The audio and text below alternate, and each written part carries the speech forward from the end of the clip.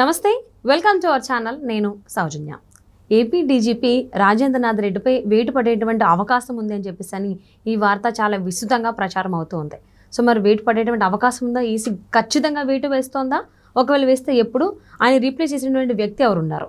ఈ అంశానికి సంబంధించి మనతో మాట్లాడడానికి, వారి విశ్లేషణని మనతో పంచుకోవడానికి ఈరోజు మనతో పాటు ఉన్నారు సీనియర్ జర్నలిస్ట్ దుర్గా గారు ఉన్నారు. వారితో మాట్లాడదాం. నమస్తే అండి. నమస్తే. సో ఏపీ డీజీపీ రాజేంద్రనాథ్ రెడ్డిపై వేటు పడేటువంటి అవకాశం ఉంది, ఈసీ ఖచ్చితంగా వేటు వేస్తుందని విస్తృత ప్రచారం జరుగుతోంది. అది నిజమేనా? ఒకవేళ అలా అయితే ఆయన రీప్లేస్ చేసినటువంటి పర్సన్ ఎవరున్నారు ఇప్పుడు ఏపీలో? ఇప్పుడు మనం గత వారం రోజులుగా దీని మీదే చర్చ జరుగుతోందమ్మా మనకి. ఎందుకంటే మొన్న 9 బదిలీ చేశారు. ఇప్పుడు ఇంకో 30 మందిది లిస్ట్ రెడీగా ఉందని విన్నాం మనం. పురంధేశ్వరి గారు కూడా 22 మంది మీద మొత్తం టోటల్ 30 దాకా అన్నారు అనుకోండి. ఏదైనా ఇప్పుడు మనం ప్రస్తుతం ఆంధ్రప్రదేశ్ పరిస్థితి చూస్తే, ఇంతకుముందు గత కొద్ది కాలంగా మరి ఈ ఎలక్షన్స్ ఈ ప్రక్రియ మొదలయ్యాక ఈ 5 ఏళ్లలో మనం చూసాము అధికార పక్షం వాళ్ళు ఎలాగా ప్రతిపక్షం మీద వాళ్ళు అన్ని రకాలుగా దాడులు చేస్తున్నారు. దాడులు చేసినా వాటిని పోలీస్ డిపార్ట్మెంట్ ఎలా పట్టించుకోలేదు. ప్రతిపక్షం వాళ్ళు ఏ సభ పెడదామన్నా కూడా దానికి అడ్డంకులు సృష్టించి వాళ్ళకేమో అవకాశం ఇవ్వకుండా వాళ్ళనేమో ఇంట్లో అరెస్ట్ చేసి హౌస్ అరెస్ట్, ఈ రకంగా ఎన్నో రకాలుగా చేశారు. దీనికంతా కూడా పోలీస్ శాఖ మద్దతు ఉంది. ఇప్పుడు న్యాయపరంగా ధర్మంగా వీళ్ళు వెళ్ళినా కూడా వాళ్ళు చిక్కులు కల్పించడమే కాకుండా దానికి పోలీసు శాఖ 100% ప్రభుత్వం ఏం చెప్తే అది చేసింది. సో ఒక బాధ్యత గల ఒక ప్రభుత్వ ఉద్యోగులు వీళ్ళు ఎవరు, డీజీపీ కానీ పోలీస్ శాఖలో ఉండే ప్రతి ఒక్కరు కూడా వాళ్ళు ఆ విషయాన్ని మర్చిపోయి జగన్మోహన్ రెడ్డి గారికి పనిచేస్తున్నట్టుగా వాళ్ళ తీరు ఈ 4.5 సంవత్సరాలు కొనసాగింది. సో అందులో భాగంగా ఇప్పుడు ఈ డీజీపీ అన్న వ్యక్తి, ఈయన చూసుకుంటే ఈయన ఇప్పుడు ఆపద్ధర్మంగా వచ్చాడు. ఆయన టెంపరీగా తీసుకొచ్చారు. ఎక్కడో ఉన్నాడు ఆయన, ఎక్కడ బరంపురం ఎక్కడి నుంచో తీసుకొచ్చినట్టున్నారు ఆయన్ని. బరంపురం కాదు, ఎక్కడో ఉంటే తీసుకొచ్చారు ఆయన్ని, ఏదో బాదరాయణ సంబంధం చూపించుకుని.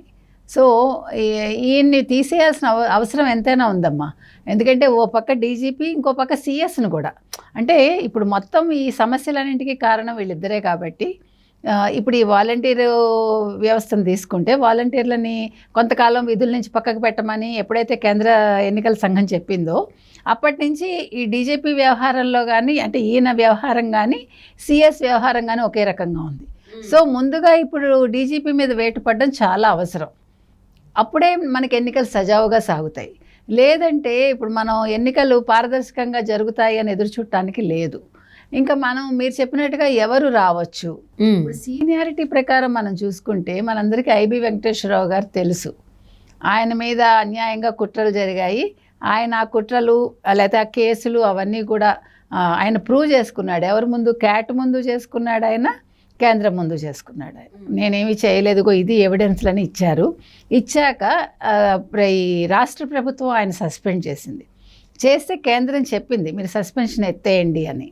చెప్పినా కూడా వాళ్ళు ఎత్తినట్టే ఎత్తారు. సస్పెన్షన్ ఎత్తేసి మళ్ళా కొత్తగా ఆయన్ని మళ్ళీ వేటు వేశారు. సో 4.5 సంవత్సరాలుగా ఆయన విధి నిర్వహణలో లేరు, సస్పెన్షన్లోనే ఉన్నారు. అయితే ఇప్పుడు ఆయన కేసు మళ్ళీ 13వ తారీఖు ఈ ట్రిబ్యునల్ ముందుకు వచ్చే అవకాశం ఉంది. ఓకే, వచ్చింది అనుకోండి. వస్తే కనుకైతే ఆయనది ప్రూవ్ అయ్యి ఆయన నిర్దోషి అని తేలి అప్పుడు ఆయన విధుల్లోకి వచ్చారనుకోండి, సీనియారిటీలో ఫస్ట్ ఆయన పేరే ఉంటుంది మీకు. అప్పుడు తప్పకుండా మనకి ఆయన ఐబీ ఇది ఇంటెలిజెన్స్ చీఫ్ కదా ఆయన, ఏబి వెంకటేశ్వరరావు గారు. సో ఆయన అప్పుడు డీజీపీ అయ్యే అవకాశం తప్పకుండా ఉందనుకోండి. ఎన్నికలు 200% సజావుగా సాగుతాయి మనకి. ఓకే. సో అంటే ఇప్పుడు ఏదైతే మనం మాట్లాడుకుంటున్నామో, అంటే ఆయన రాజేంద్రనాథ్ రెడ్డి గారు ఖచ్చితంగా విధుల నుంచి పక్కకి వెళ్ళాలనే దానికి సంబంధించి రాష్ట్ర ప్రభుత్వం దానికి అనుకూలంగానే సహకరిస్తుందని చెప్పి అనుకోవచ్చు అంటారా? ఎందుకంటే ఇంతకుముందు ఏబి వెంకటేశ్వరరావు గారిని ఏ విధంగా ఇబ్బంది పెట్టారో, ఆధారాలు లేకపోయినా కానీ ఏ విధంగా వేటు వేశారో మనం చూసాం. ఇప్పుడు ఆయన వస్తే ఇప్పుడున్నటువంటి ఏపీ ప్రభుత్వానికి అనుకున్న పనులు జరగవు పోలీస్ విభాగానికి సంబంధించి. సో మరి ఎంతవరకు పాసిబిలిటీస్ ఉన్నాయంటారు రాజేంద్రనాథ్ రెడ్డి గారు విధుల నుంచి తప్పుకోవడానికి? ఇప్పుడు కేంద్రం ఒకసారి ఆదేశం, ఇప్పుడు వీళ్ళందరినీ విధుల నుంచి తప్పించారు కదా, మన తొమ్మండుగురిని తప్పించారు. అవును, IPSలో IASలోనే చెయ్యాలి, ఎందుకంటే ఇది కేంద్రానికి సంబంధించింది, ఇదేమి రాష్ట్ర ప్రభుత్వం తీసుకునే నిర్ణయం కాదు. నెంబర్ 1.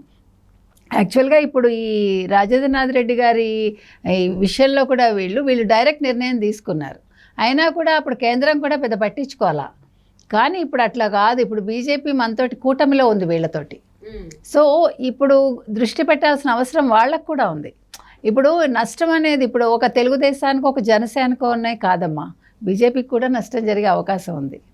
ఇప్పుడు శత్రువు మిత్రులు అవుతారు తప్ప ఇక్కడ మిత్రులు అయ్యే అవకాశం లేదు ఏ రకంగానూ. ఎందుకంటే మొన్నటి వరకు బీజేపీ అండ్ వైఎస్ఆర్సీపీ కలిసి ఉన్నారు, కానీ ఇప్పుడు అది లేదు. ఆ సిచ్యువేషన్ లేనప్పుడు ఇప్పుడు కేంద్రం కన్ను తెరవలేదనుకోండి, ముందు కేంద్రానికే నష్టం. అంటే కేంద్రానికి ఇన్ ద సెన్స్ కేంద్ర ప్రభుత్వంలో ఉన్న ఆ ప్రభుత్వాన్ని అంటే బీజేపీ వాళ్ళకే నష్టం జరుగుతుంది.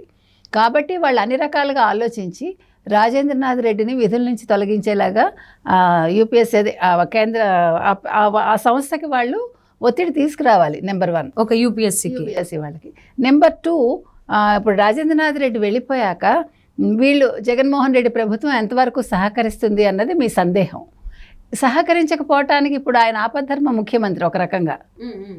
ఓకే, సో ఇప్పుడు ఆయన ఎటువంటి నిర్ణయాలు తీసుకోవటానికి ఉండకపోవడం ఒకటిను. ఇప్పుడు ఎన్నికల కోడ్ అమల్లో ఉంది, ఆయన ఎన్నికల ప్రచారంలో ఉన్నారు. ఇప్పుడు తన్ని తాను కాపాడుకోవడానికి ఆయన చూసుకోవాలి తప్ప దీని మీద దృష్టి కేంద్రీకరించడానికి అవకాశం లేదని నా ఉద్దేశం. అండ్ దట్టు ఆయనదేమో రిటైర్మెంట్ మే నెలాఖరికే ఉంది.